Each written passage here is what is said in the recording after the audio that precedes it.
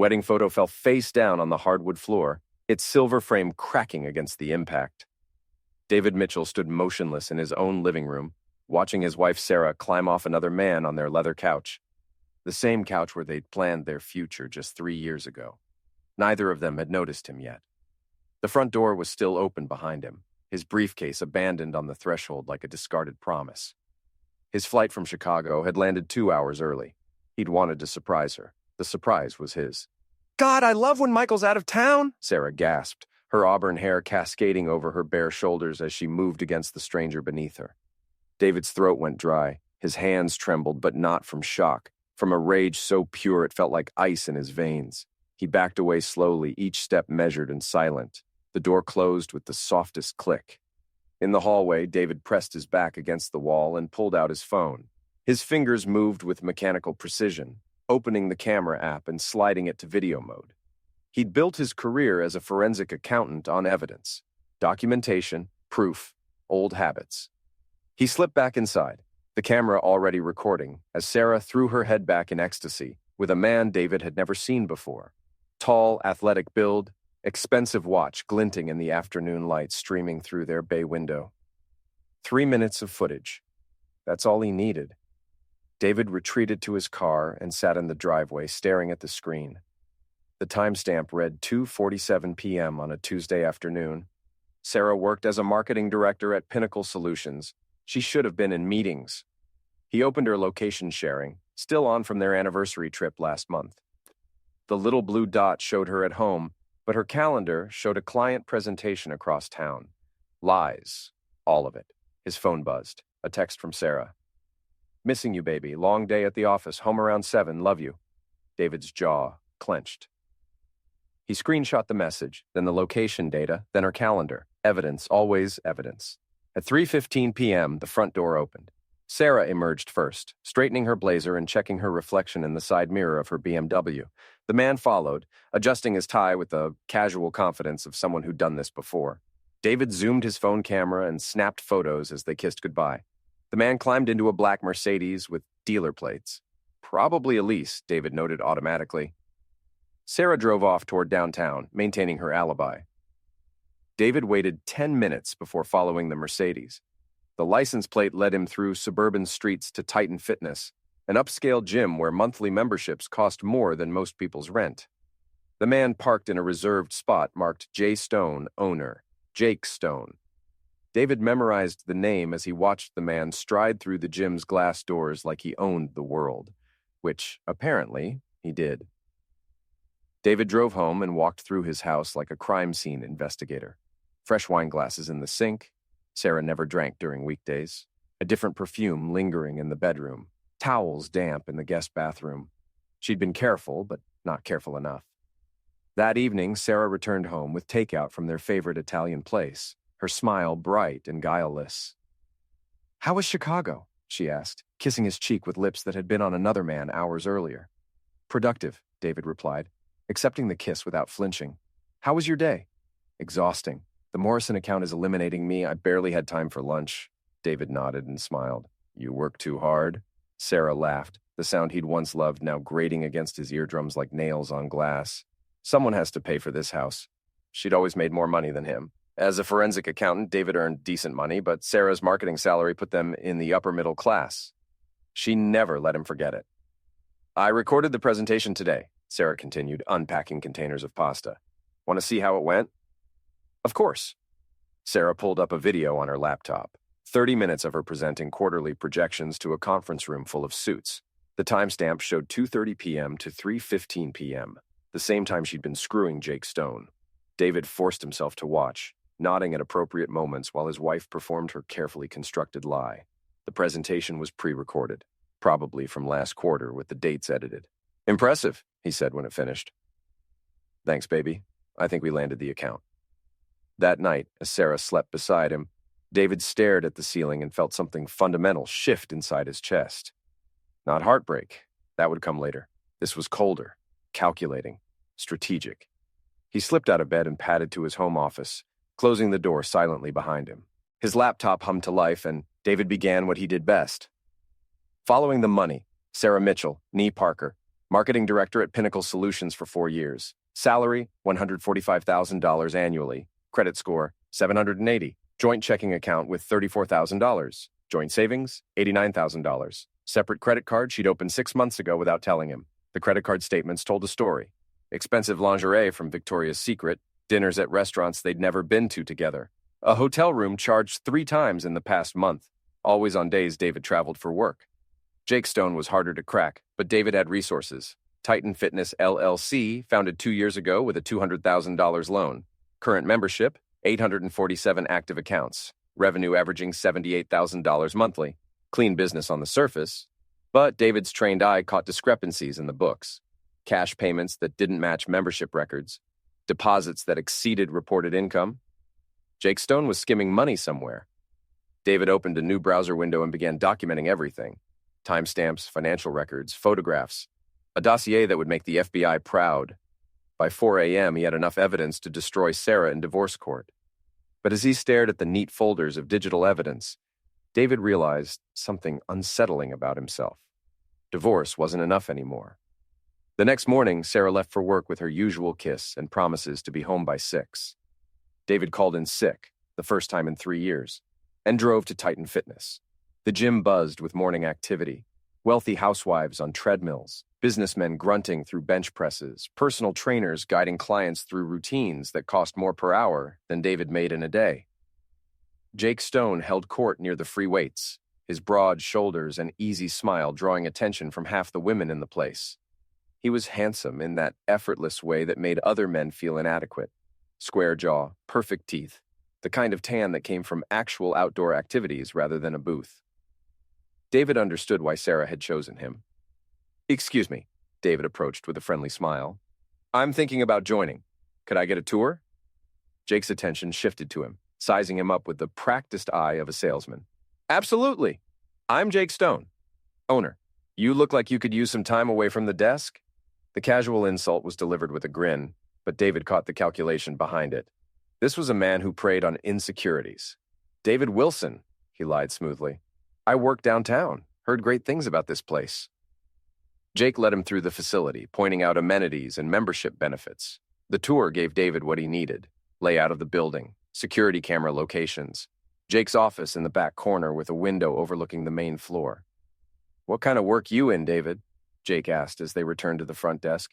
"Insurance. Boring stuff." "Hey, we all got to make a living. You married?" The question hit like a physical blow, but David kept his expression neutral. "Divorced. Work got in the way." "Been there," Jake laughed. "Women, right? They want your attention until they find someone who can give them more." David's hands clenched into fists behind his back. "More of what?" "You know, excitement, adventure.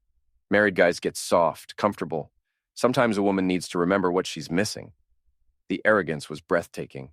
Jake wasn't just sleeping with Sarah. He was proud of it. Probably bragged to his friends about seducing another man's wife. "I'll think about the membership," David said, accepting a business card with Jake's direct number. "Call anytime. I'm here most days. And hey." Jake leaned closer, voice dropping to a conspiratorial whisper. "If you're looking for some female companionship, this place is a gold mine. Half these housewives are dying for attention their husbands don't give them." David nodded and smiled, memorizing every word. "Thanks for the tip." As he drove home, David felt the last traces of his old self burning away like morning fog. The man who'd walked into that gym, the naive husband who'd believed his marriage was something sacred, no longer existed. What emerged was colder, sharper, dangerous. That afternoon, David sat in his office and opened a new document on his computer. At the top, he typed, "Project Sarah." Then he began to plan. Phase 1 would be reconnaissance, learn Sarah's patterns, Jake's schedule, identify everyone in their circle who knew about the affair. Sarah's best friend Melissa had been acting strange lately, probably covering for her. Her coworker, Tracy from Pinnacle, had been tagged in photos at restaurants David didn't recognize. Phase 2 would be isolation, turn their friends against them, expose the lies, make them understand the consequences of their choices. Phase 3 would be destruction. David opened Jake's business records again, this time looking for vulnerabilities. The cash discrepancies were a starting point, but he needed more. Tax evasion, employment violations, safety code infractions, anything that would bring scrutiny from authorities. His phone buzzed. "Sarah." Working late tonight. Don't wait up. David screenshot the message and added it to his growing file. Then he grabbed his jacket and headed for the door. If Sarah was working late, she wouldn't be home to notice his absence. Jake's Mercedes was parked in the same reserved spot when David arrived at Titan Fitness. The gym stayed open until 10 p.m., but the evening crowd was different. Younger, more aggressive. David parked across the street and settled in to watch. At 8:30, Sarah's BMW pulled into the lot. David's chest tightened as he watched his wife walk into the gym like she belonged there. She'd changed from her work clothes into tight yoga pants and a tank top that showed off curves she'd been hiding from him for months. Through the gym's floor-to-ceiling windows, David watched Sarah approach Jake at the front desk. Their kiss was brief but familiar, the casual intimacy of established lovers. Jake led her toward the back of the gym, past the cardio equipment to a door marked private. David pulled out his phone and started recording. For the next 45 minutes, David documented everything. Sarah and Jake in his office, their silhouettes visible through the blinds. Other gym members who clearly knew about their relationship. A blonde woman who winked at Sarah, a muscular guy who clapped Jake on the shoulder with a knowing grin. This wasn't a hidden affair. It was an open secret, and David was the only one who didn't know. When Sarah finally emerged from Jake's office, her hair was mussed and her lipstick smeared. She kissed Jake goodbye and drove off, probably heading home to shower before David returned from his fictional business dinner. David waited until Jake locked up the gym at 10:15, then followed the Mercedes to a high-end apartment complex in the suburbs. Building directory showed J. Stone in Unit 4C, a corner apartment with premium rent. David memorized the address and drove home, where he found Sarah fresh from a shower, claiming exhaustion from her long day at the office. "How was your dinner?" she asked, not looking up from her phone. "Productive," David replied. "Might lead to new business." "That's great, honey. I'm beat. Mind if we skip TV tonight?" Sarah was asleep within minutes, but David lay awake planning. Phase 1 was nearly complete. He understood their patterns now, knew their weaknesses. Time for Phase 2. The next morning, David called in another sick day and drove to Pinnacle Solutions. Sarah's company occupied 3 floors of a downtown office building, their logo gleaming in brushed steel across the lobby wall. David approached the reception desk with his most professional smile. "David Mitchell to see Tracy Hammond. I'm Sarah Mitchell's husband. She asked me to drop off some papers." The receptionist, a young woman with perfectly applied makeup, brightened at Sarah's name. "Oh, Sarah's so sweet. Let me call Tracy."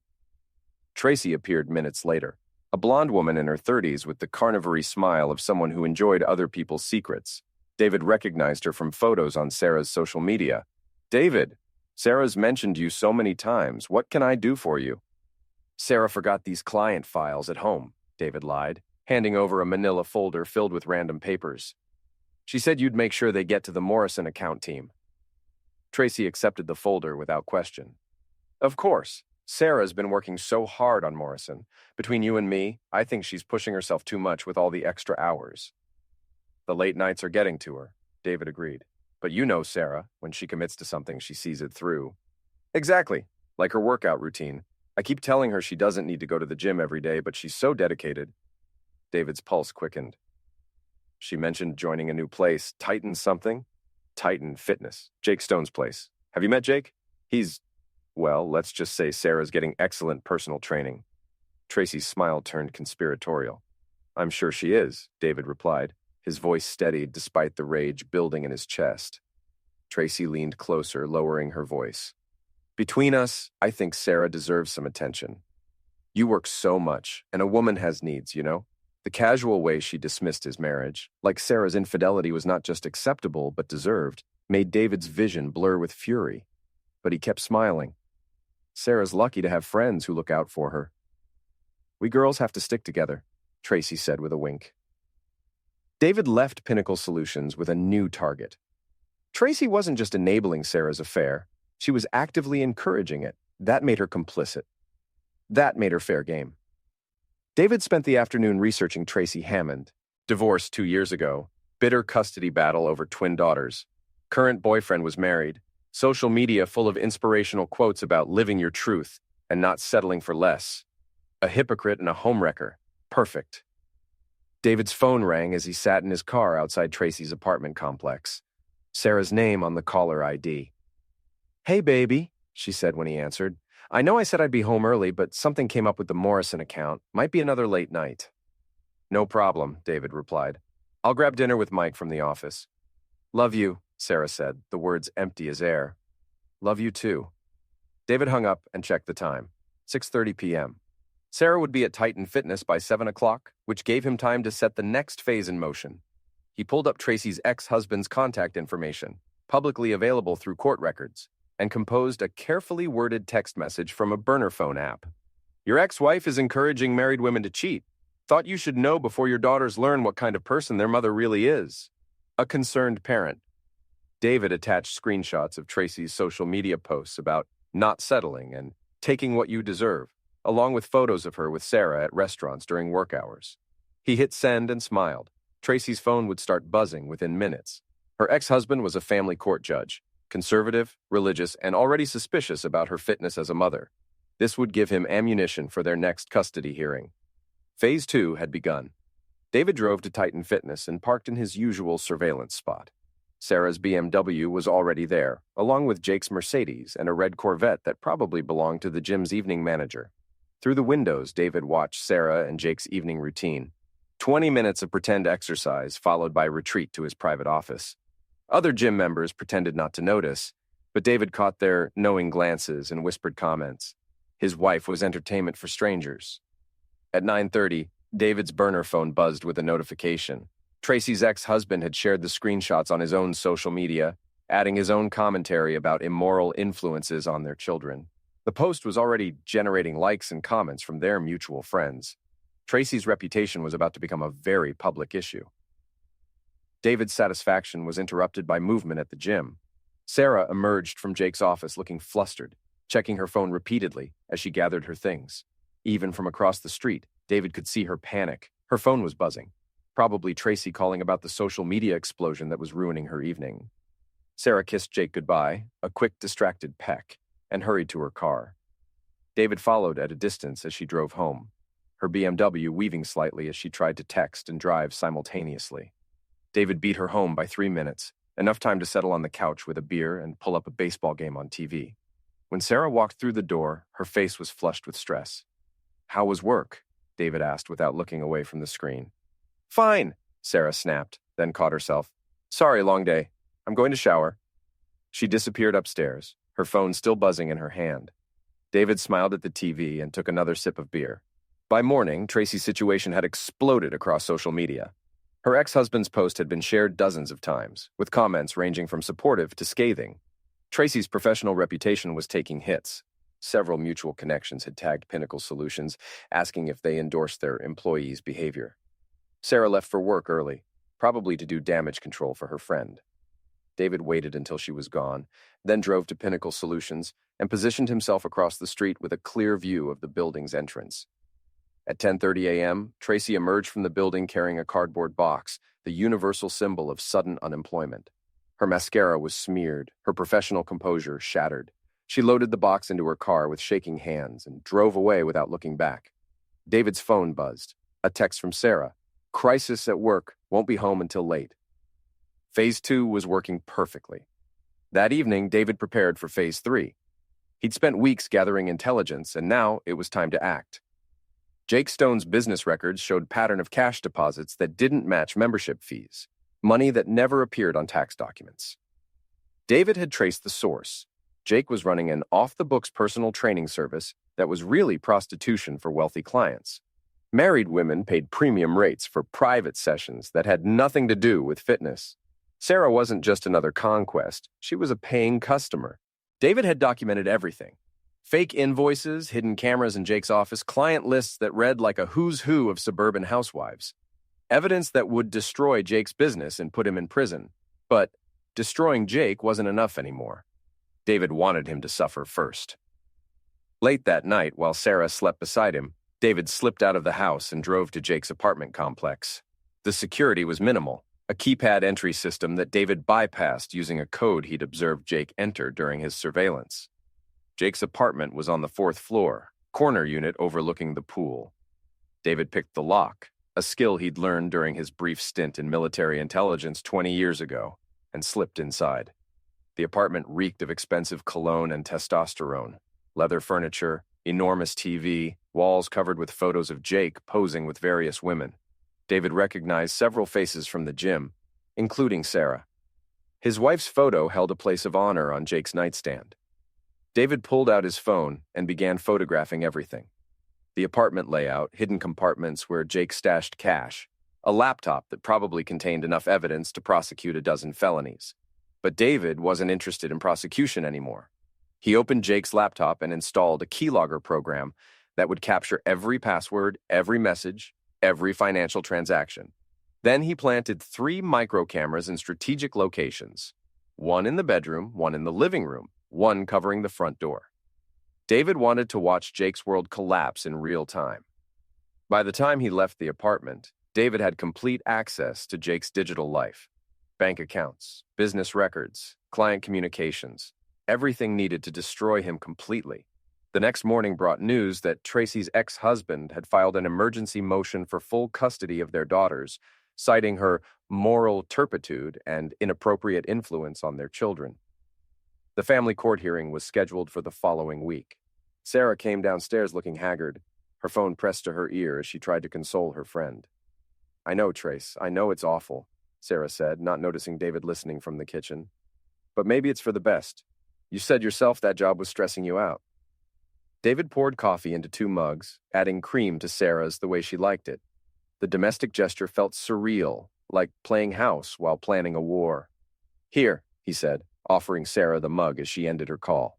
"Thanks, baby." Sarah accepted the coffee with a grateful smile. Tracy's going through a rough patch. Her ex is being vindictive about the kids. "That's terrible," David replied. "What happened?" Sarah hesitated, probably debating how much to reveal. Someone sent him photos of Tracy with friends, made it look like she was being irresponsible. "He's using it to try to take the girls away. People can be cruel," David said, his voice full of sympathy. "I just don't understand why someone would destroy a person's life over gossip." Sarah's eyes were bright with unshed tears. "Tracy's a good mother. She doesn't deserve this." David nodded and squeezed her shoulder, playing the supportive husband while internally cataloging her hypocrisy. Sarah felt sorry for Tracy facing consequences for her choices, but had never considered how her own betrayal might affect David. That was about to change. "I should get to work," Sarah said, checking her phone. "Big presentation today." Another lie. David's surveillance confirmed there were no presentations scheduled. She was meeting Jake for their regular Tuesday session, probably seeking comfort after Tracy's downfall. "Good luck," David said, kissing her cheek. "I believe in you." Sarah left 30 minutes later, and David immediately activated his access to Jake's apartment cameras. The feeds came through clearly on his laptop, multiple angles of the empty living room and bedroom. At 11:30 a.m., Jake entered the apartment with Sarah close behind. They were arguing, their voices picking up clearly through the hidden microphones. "I told you we needed to be more careful," Jake said, pacing near the windows. "Now Tracy's career is screwed, and people are asking questions." "Tracy made her own choices," Sarah replied, but her voice lacked conviction. "Her choices? What about yours? You're the one who wanted to flaunt this thing, posting photos on social media, telling your friends. Now look what happened." David leaned forward, fascinated by the cracks appearing in their relationship. Jake was panicking, and panic made people stupid. "Are you blaming me?" Sarah's voice rose to the pitch David recognized from their worst fights. "I'm not the one who suggested we get together in the first place." "You're not the one who has everything to lose either," Jake shot back. "You've got your husband's money as a backup plan. I've got a business to protect." The casual way Jake referred to David as a backup plan sent white-hot rage through his chest. David's hands clenched as he watched his wife's lover dismiss their marriage as a financial safety net. "My husband doesn't know anything," Sarah said, but uncertainty crept into her voice. "How can you be sure? Someone's been watching Tracy gathering information. What if they're watching us too?" Sarah laughed, but it sounded forced. "David, please. The man barely notices when I'm in the same room. He's completely clueless." David's vision blurred with fury. 3 years of marriage, and his wife saw him as an oblivious fool. Someone to pay the bills while she entertained herself with other men. On screen, Jake pulled Sarah closer, his hands roaming over her body with possessive familiarity. "Maybe we should cool things off for a while, let the Tracy situation blow over." "Is that what you want?" Sarah asked, but she was already unbuttoning his shirt. What I want is to not lose everything I've built, Jake replied, but his hands were working at the zipper of her dress. David watched his wife and her lover tear at each other's clothes with desperate hunger, as if their conversation about ending the affair had only intensified their need. They fell onto Jake's bed, in a tangle of limbs and broken promises. David closed the laptop and walked to his kitchen, where he poured himself a glass of whiskey despite the early hour. His hands were steady now, his mind clear. Jake Stone was worried about losing everything he'd built. David was going to make sure he was right to worry. That afternoon, David visited the offices of the Internal Revenue Service. As a forensic accountant, he maintained professional relationships with several IRS investigators who valued his expertise in financial crimes. David Mitchell to see Agent Patricia Wells, he told the receptionist. Patricia Wells was a thin, severe woman in her 50s who'd built her career destroying tax evaders and financial criminals. She greeted David with a firm handshake and suspicious eyes. "What brings you here, David? This isn't about one of your cases." "No, it's personal," David replied, settling into the chair across from her desk. "I've uncovered what appears to be a significant tax evasion scheme, and I thought you should know about it." Patricia's eyebrows rose. "Go on." David opened his briefcase and withdrew a thick folder of documents, copies of Jake's business records, bank statements, and client lists he'd obtained through his surveillance operation. Titan Fitness in Westbrook. The owner is reporting approximately 60% of his actual income, cash payments for services that aren't being declared. I estimate he's avoided paying taxes on nearly $200,000 over the past 2 years. Patricia accepted the folder and began reviewing the documents, her expression growing more interested with each page. "This is thorough work," she said finally. "How did you come across this information?" "I was considering investing in the business," David lied smoothly. "Asked to see the books before making a decision. When I realized what I was looking at, I felt obligated to report it." Patricia nodded approvingly. "Tax evasion is a serious crime. This could result in criminal charges if we can prove intent." "I hope you can," David said with perfect sincerity. "People who cheat the system hurt honest taxpayers." Patricia promised to open an investigation immediately. IRS enforcement actions typically took months to develop, but David's documented evidence would accelerate the process. Jake Stone would be receiving an audit notice within weeks. David left the IRS office feeling lighter than he had in months. Jake's financial crimes were about to become a federal case, which would trigger investigations into his business practices, personal finances, and professional relationships. Everything Jake had built was about to collapse. That evening, Sarah returned home earlier than usual, her mood subdued. She moved through their nightly routine mechanically. Dinner, dishes, television, without her usual chatter about work or friends. "You're quiet tonight," David observed as they sat on the couch watching the news. "Just thinking about Tracy," Sarah replied, but she wouldn't meet his eyes. "Any word on her situation?" "The custody hearing is tomorrow. Her lawyer thinks she might lose the girls." Sarah's voice was thick with emotion. "Over what? Some photos and gossip? It's not fair." David made sympathetic noises while internally celebrating. Tracy's downfall was proceeding exactly as planned, swift, public, and permanent. Her professional reputation was destroyed, her relationship with her children threatened. A perfect preview of what was coming for Sarah. "I'm sure it will work out," David said, squeezing Sarah's hand with false comfort. Sarah squeezed back, seeking reassurance from the husband she was betraying. The irony was delicious. The next morning brought news that Tracy had lost primary custody of her daughters. The judge cited her pattern of encouraging infidelity and questionable moral judgment in his ruling. Tracy would be allowed supervised visitation twice a month. Sarah took the news badly, calling in sick to work and spending the day on the phone with various friends, trying to organize support for Tracy. David listened to her conversations from his home office, marveling at how Sarah positioned herself as the sufferer's loyal friend, while never acknowledging her own role in the situation. By afternoon, Sarah was dressed and preparing to leave the house. "Where are you going?" David asked. "To see Tracy. She needs friends right now." Another lie. David's tracking of her phone confirmed she was heading to Titan Fitness for her regular appointment with Jake. Even her friend's destruction wouldn't keep Sarah from her affair. David waited until Sarah left, then opened his laptop to watch the afternoon's entertainment. The camera feeds from Jake's apartment showed him pacing nervously, checking his phone every few minutes. Jake had received the IRS audit notice that morning. When Sarah arrived at the apartment, Jake was in full panic mode. "We need to stop this," he said before she was fully through the door. "The IRS is auditing my business. Someone's been feeding them information." "What kind of information?" Sarah asked, her voice tight with worry. "Financial records, client lists, everything. They know about the cash payments, the off-book services. I could go to prison." Sarah sank onto Jake's couch, her face pale. "How is that possible? Who would have access to your records?" "That's what I'm trying to figure out. Someone's been watching me, gathering evidence. This isn't random. It's targeted." David smiled at his laptop screen. Jake's paranoia was justified, but it was far too late to matter. "Maybe it's just a routine audit," Sarah suggested weakly. "Routine audits don't come with 40 pages of evidence," Jake snapped, waving a thick folder. "Someone wants to destroy me, and they're doing a damn good job." Sarah stood and moved toward Jake, but he stepped away from her touch. "This has to end," he said firmly.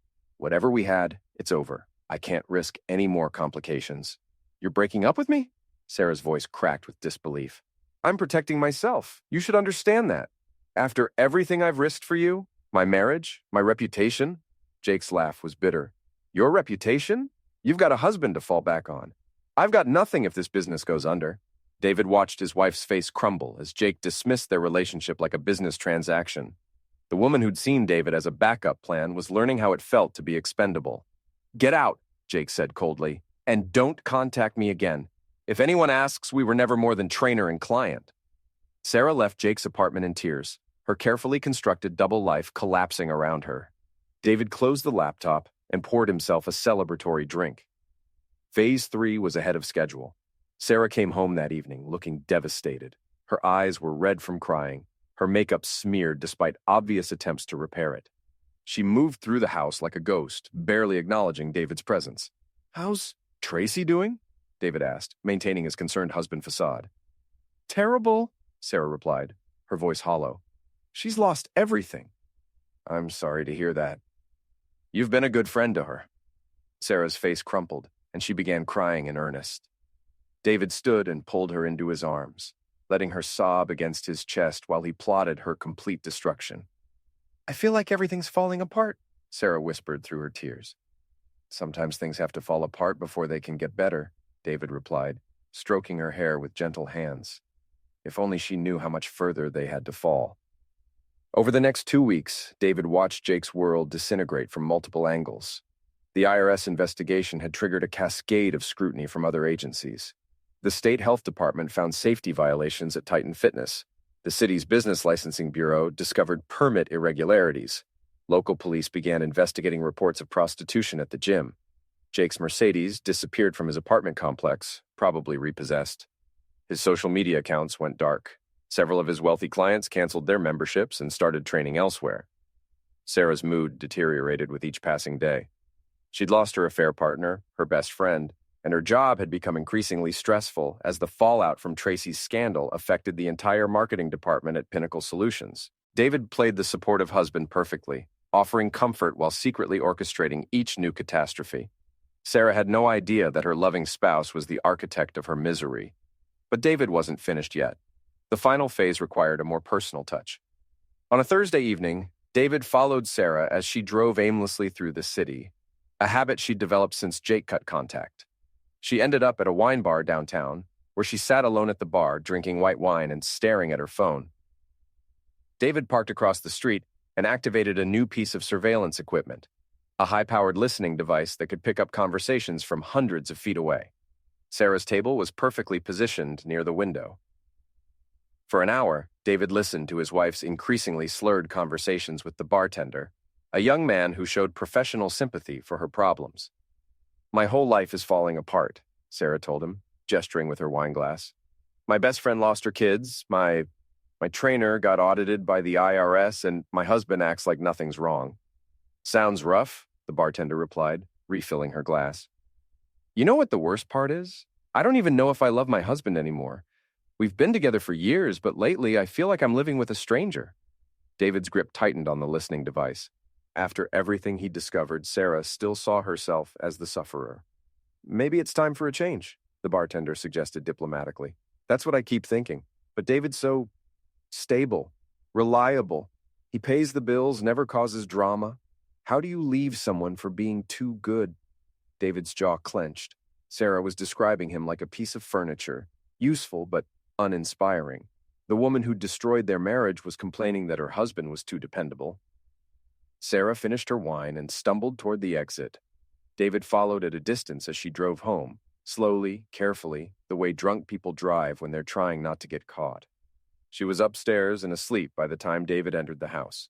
He stood in their bedroom doorway watching his wife sleep and felt nothing but cold satisfaction. Tomorrow would begin the final phase. David woke early and drove to a storage unit across town, a space he'd rented under a false name 2 weeks earlier. Inside were boxes of evidence, backup hard drives, and equipment he'd accumulated during his surveillance operation. But the most important item was a single manila envelope containing photographs, financial records, and a detailed timeline of Sarah's affair with Jake Stone. David had prepared identical envelopes for 23 people: Sarah's parents, her siblings, their mutual friends, her co-workers at Pinnacle Solutions, and the partners at his own accounting firm. Each envelope contained the same message: "I thought you should know who Sarah Mitchell really is." David spent the morning hand-delivering envelopes to homes and offices across the city. Sarah's parents received theirs first, dropped on their doorstep with the morning paper. Her brother found his tucked under his windshield wipers. Her boss at Pinnacle Solutions discovered the envelope on his desk when he arrived at work. By noon, David had distributed evidence of Sarah's affair to everyone who mattered in their social and professional circles. 23 people now knew exactly what kind of person she was. David returned home to find Sarah getting ready for work, unaware that her carefully constructed reputation was about to implode. "Sleep well?" he asked, kissing her cheek. "Like a rock," Sarah replied, not mentioning her evening at the wine bar. "You?" "Best sleep I've had in months." Sarah left for work at 8:30, and David settled in to monitor the fallout. His phone started ringing at 9:15, his own mother calling to express shock and sympathy about Sarah's betrayal. "I'm so sorry, honey," his mother said, her voice thick with emotion. "I had no idea Sarah was capable of something like this." "I'm handling it," David replied calmly. "Are you filing for divorce? Because if you need a lawyer, I've got everything under control, Mom. Trust me." By 10 a.m., David's phone was buzzing constantly with calls and texts from friends and family who'd received the envelopes. Everyone wanted to offer support, express outrage, or demand details about Sarah's affair. David responded to each message with variations of the same theme. He was hurt, but handling the situation privately. He appreciated their concern, but needed space to process everything. The perfect wronged husband. At 10:30, David's tracking of Sarah's phone showed her leaving Pinnacle Solutions in the middle of the workday. She was getting calls too, probably from her own family and friends who'd received their envelopes. David activated the listening device in Sarah's car, a small transmitter he'd installed weeks earlier, and heard her frantic phone conversations as she drove home. "Mom, please, let me explain," Sarah was saying, her voice high with panic. "It's not what it looks like." Her mother's response was inaudible, but Sarah's side of the conversation told the story. "No, I didn't plan for this to happen. Jake was going through a divorce, and we connected over our problems, and things just evolved." More inaudible response. "I know I should have talked to David first, but our marriage has been struggling for months. We barely communicate anymore. I felt so lonely, and Jake made me feel alive again." David smiled grimly.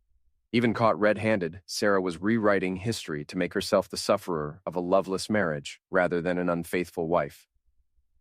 "I don't know how this got out," Sarah continued. "Someone must have been watching us, gathering evidence. It's like they wanted to destroy my life." The accuracy of that statement made David laugh out loud. Sarah arrived home 20 minutes later, bursting through the front door like a woman fleeing a fire. David was waiting in the living room, sitting calmly on the couch with a cup of coffee. "David," Sarah said, her voice breaking, "we need to talk." "Do we?" David replied, not looking up from his newspaper. "Someone sent photos to my parents, to your parents, to everyone we know. Photos of me with someone else." David folded his newspaper and met her eyes for the first time. "Someone else?" Sarah's face crumpled. "I made a mistake, a huge mistake, but it didn't mean anything, I swear." "It didn't mean anything." David's voice remained perfectly calm. 3 months of meeting at hotels didn't mean anything. The credit card you opened in secret didn't mean anything? Lying to me every day for months didn't mean anything? Sarah's eyes widened. How do you know about— I know everything, Sarah. I've known for weeks. The words hung in the air between them like a capital punishment. Sarah staggered backward, gripping the doorframe for support. You've known and you didn't say anything? I was gathering evidence, David replied, setting down his coffee with deliberate care, making sure I had the complete picture before taking action. What kind of action? David stood and walked to his home office, returning with a thick folder that he placed on the coffee table between them. Divorce papers, he said simply, along with documentation of your affair, your financial deception, and your attempts to involve our friends in covering up your betrayal. Sarah opened the folder with shaking hands, scanning pages of evidence she'd never known existed. Photos of her with Jake, copies of hotel receipts, transcripts of text messages she'd thought were private. How did you get all this? I'm a forensic accountant, Sarah. I find hidden assets and uncover financial crimes for a living. Did you really think I wouldn't notice my own wife embezzling money from our joint accounts to pay for hotel rooms? I wasn't embezzling. You opened a credit card in your name only, using our shared address and my income information to qualify for the credit limit. Then you used that card to finance an extramarital affair while lying to me about where you were and what you were doing. In the legal sense, that's fraud and embezzlement. Sarah sank onto the couch, the folder spilling across her lap. I never meant for it to go this far. But it did go this far, and now everyone knows exactly what kind of person you are. Everyone! David pulled out his phone and showed her a list of delivered messages. 23 people received copies of this evidence this morning. Your parents, your siblings, our friends, your co-workers, my business partners. By tonight, everyone in our social circle will know that you've been cheating on me for months. Sarah's face went white. You destroyed my reputation, my career, my relationship with my family. I documented your choices and shared the truth with people who deserve to know it. You destroyed your reputation, you damaged your career, you ruined your relationship with your family. This is cruel, David, vindictive. David's calm facade cracked for the first time, revealing the cold fury underneath. Cruel? You want to talk about cruel? Cruel is coming home early from a business trip to surprise your wife and finding her screwing another man on our couch. Cruel is listening to that man brag about seducing married women while you pretend to be interested in joining his gym. Cruel is watching your wife lie to your face every single day while she plans her next rendezvous with her boyfriend. Sarah flinched as if he'd struck her. I never meant to hurt you. You meant to avoid getting caught. There's a difference. Sarah began crying, deep, ugly sobs that shook her entire body. David watched without sympathy, remembering every lie she told, every casual dismissal of their marriage. Every moment she'd made him feel like a fool. What happens now? Sarah asked through her tears. Now you sign the divorce papers, liquidate your assets to pay your legal fees, and find somewhere else to live. I've already spoken to a lawyer. Given the evidence of your affair and financial deception, I'll be keeping the house, the joint savings account, and my retirement fund. You'll get your car, your personal belongings, and whatever money is left in your secret credit card account. That's not fair. I contributed to this marriage too. You contributed lies and betrayal. The legal system doesn't reward that. Sarah wiped her eyes and tried to compose herself. What about Jake? Did you send evidence to his family too? David's smile was carnivory. Jake Stone has bigger problems than family embarrassment. The IRS is auditing his business for tax evasion. The health department shut down his gym for safety violations. Local police are investigating reports of prostitution, and several of his wealthy clients are threatening lawsuits for breach of contract. Sarah's mouth fell open. You did all that? I documented his crimes and reported them to the appropriate authorities. Jake Stone built his business on lies and illegal activities. All I did was make sure people knew the truth. He could go to prison. He probably will. Tax evasion is a federal crime. Add in the prostitution charges and the safety violations, and Jake Stone is looking at several years behind bars. Sarah stared at David as if seeing him for the first time. I don't even know who you are anymore. I'm the same person I've always been. You just never bothered to pay attention. David walked to the front door and held it open. You have until tonight to pack your things and leave. After that, any contact goes through lawyers. Where am I supposed to go? You've destroyed my reputation. My friends won't speak to me. My family is ashamed of me. I don't have anywhere to turn. That sounds like a personal problem. You made your choices, Sarah. Now you get to live with the consequences. Sarah gathered the divorce papers and her purse, moving like a woman in a trance. At the door, she turned back to face him. I'm sorry, David. For all of it. I know that doesn't fix anything, but I need you to know that I'm sorry. David's expression didn't soften. Sorry doesn't undo 3 months of betrayal. Sorry doesn't erase the lies. Sorry doesn't make me trust you again. Sorry is just a word people use when they get caught. Sarah left without another word, and David closed the door behind her with a sense of finality that felt like justice. Over the next 6 hours, David's phone buzzed constantly with updates from friends and family. Sarah's parents had disowned her. Her brother had blocked her number. Her coworkers at Pinnacle Solutions were avoiding her like she had a contagious disease. Tracy Hammond called to express bitter satisfaction that Sarah was finally facing consequences for her actions. She encouraged my affair, Tracy said, her voice sharp with vindication. Told me I deserve better than my ex-husband. Now she knows how it feels to lose everything. David's own family rallied around him with overwhelming support. His mother offered to let him stay with them if he needed space. His father called to praise his handling of the situation. His sister sent flowers with a card that read, "You deserve so much better." The consensus among everyone who knew them was clear. David was the wronged party. Sarah was the villain, and justice had been served. At 8 p.m., David received a text from an unknown number. "This is Sarah.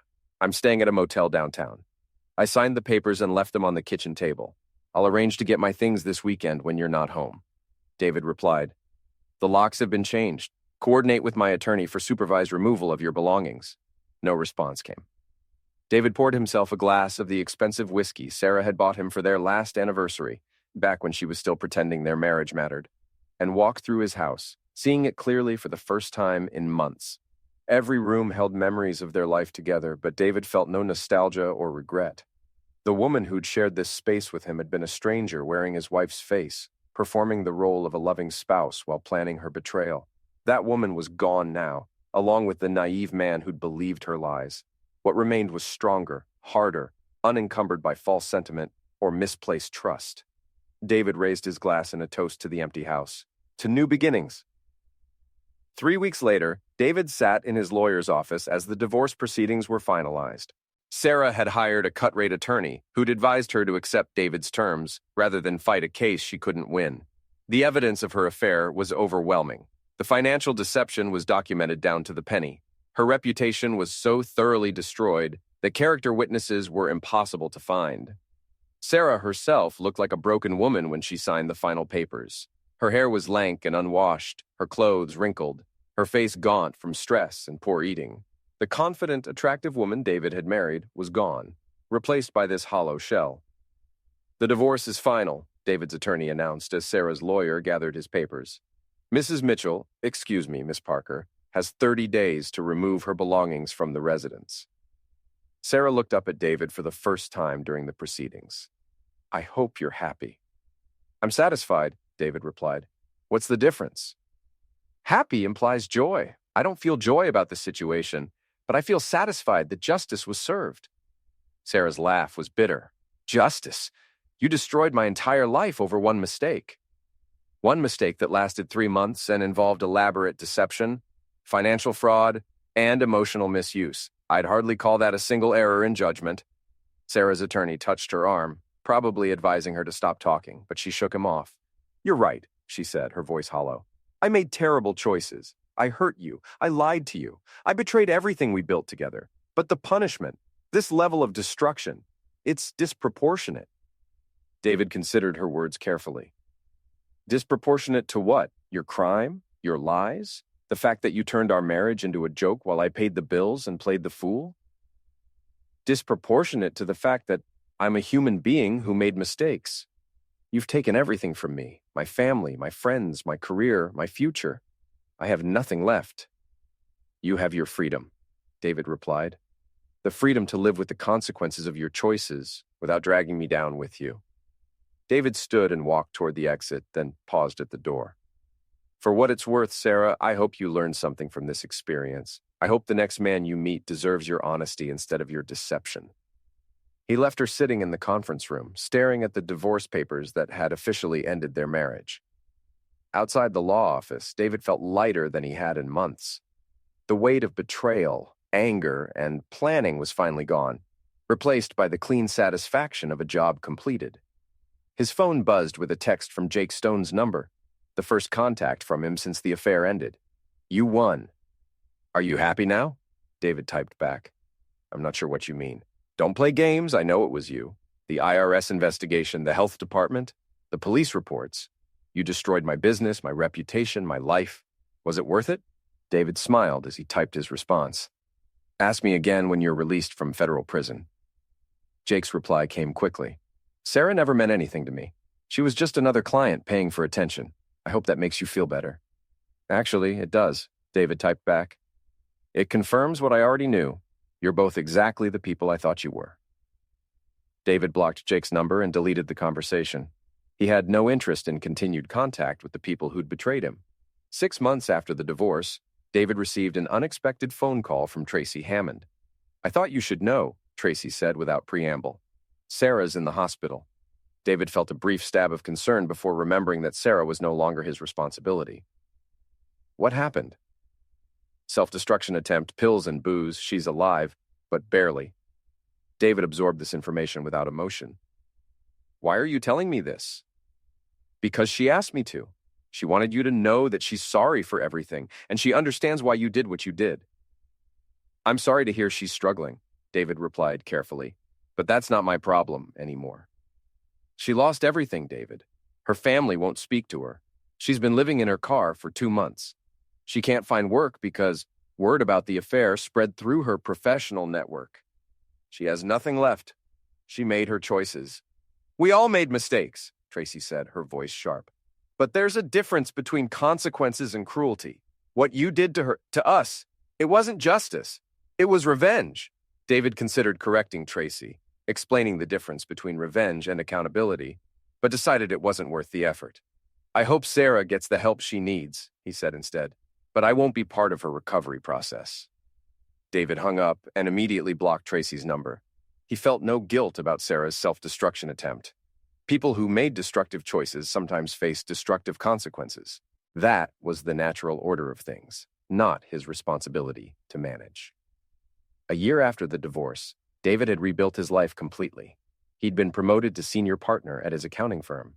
He'd started dating again, a divorced teacher named Rebecca who valued honesty and communication. He'd bought a new house in a different neighborhood, leaving behind all traces of his marriage to Sarah. David never heard from Sarah or Jake again. According to mutual acquaintances, Sarah had moved to another state to start over. Jake had served 8 months in federal prison before being released to a halfway house. Both of them were someone else's problem now. David never felt regret about destroying their lives. They'd chosen to betray him, deceive him, and treat his marriage like a joke. He'd simply made sure they faced appropriate consequences for those choices. Some people might call what he'd done cruel or excessive. David preferred to think of it as educational. Sarah and Jake had learned that actions have consequences, that betrayal has a price, that some people, when pushed too far, push back harder than expected. They'd learned that David Mitchell wasn't the weak, oblivious fool they thought he was. Most importantly, they'd learned that crossing him was the biggest mistake they'd ever made. On the 2nd anniversary of discovering Sarah's affair, David sat in his new home office and opened a bottle of champagne. Not to celebrate, celebration implied joy, but to mark the completion of a project that had consumed 2 years of his life. Project Sarah was officially closed. David raised his glass to the wall where he'd once hung his wedding photo and smiled, to lessons learned. He drained the glass in one long swallow and deleted the last file from his computer containing evidence of Sarah's betrayal. He no longer needed reminders of who she really was. He'd never forget, but he no longer needed to remember. The house was silent around him, peaceful in a way it had never been when Sarah lived there.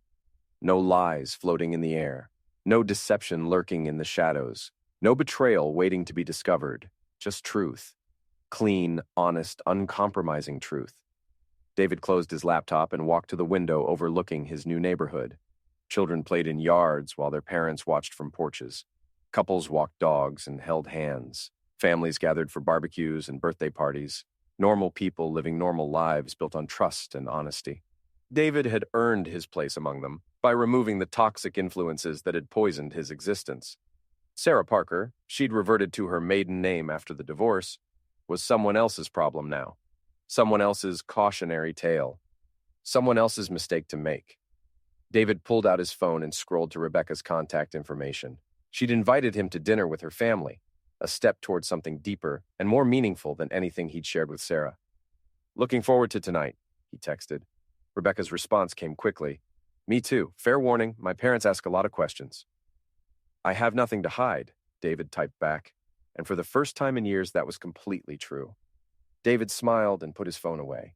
He had a future to build with someone who deserved his trust, someone who understood that honesty was the foundation of everything worthwhile, someone who would never make the mistakes Sarah had made. And if they did, well, they'd learn the same lessons Sarah and Jake had learned. Some prices are too high to pay twice. David walked to his bedroom and began getting ready for dinner, humming softly to himself. The melody was from their wedding song, Sarah's favorite once upon a time.